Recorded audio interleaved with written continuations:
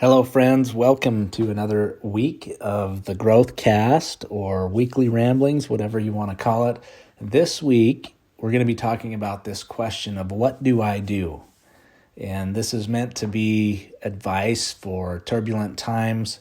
I bring this up because over the past few weeks, I've had this question come up a few times with some of my coaching clients. And it's a question that comes up often when individuals are facing difficult times where they don't feel like they have the answers. And the question usually comes at a perceived impasse. It usually comes with a tremendous amount of pent-up stress and that personal entrapment. And the future seems to be bleak, and this way out seems to be nearly impossible and certainly unknown. And so that question of what do I do is usually answered with, it seems to always come in the form of this question. And that question is, if you were to ask your future or highest best self to advise you in this season of your life, what would they tell you to do? Let me ask that again. If you were to ask your future or highest best self to advise you in this season of your life, what would they tell you to do? When it comes to high performance, there exist two fundamental characters called upon often to help solve for key decisions and next steps during these turbulent times. And these two characters are, one, your highest and best self, or two, your future self. When one or both of these characters are called in to help make decisions that count, they show up brilliantly. In fact, they show up without fail, and they seem to always have the exact answer and insight into greater results and higher level performance.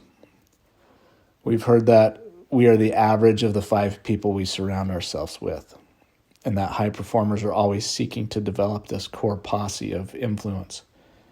For some, this might include more immediate influences and individuals that they call upon daily. For others, this might be a group of evolving mentors. I've seen this manifested in study groups and mastermind groups, and sometimes just simply a group of core friends and colleagues or family members that consistently show up in a way that promotes and influences positive growth in us as individuals. Now, for the grand epiphany and to stop rambling, this marriage of these two concepts really rocked me. Again, the answer lies in the form of a question. Why do we not include one of these characters as a closely held and highly regarded colleague that occupies a permanent seat at our own advisory table? Again, the question is, if this or these individuals show up and give us the exact advice we need at the time we need it, then why don't we include them more often in our decision-making process? Why do they not hold a permanent seat at our own advisory table? If they can help us get better results and show up to help guide us in the gaps between where we are today and where we need to go, invite them to be a regular guest. They should be. Make sure to always leave one seat empty at the table to be filled by your best self. I think too often we shy away from that personal reflection. I think we shy away from introspect. I think we shy away from asking for help. And in those times when we're not willing to maybe ask for help externally, or when we're asking for some help externally that we're not quite sure we're willing to take the advice, take a moment and ask yourself, because your future and highest best self will always know what you need to be doing right now to get a different result, to have more confidence, to release this stress and this scarcity around the future.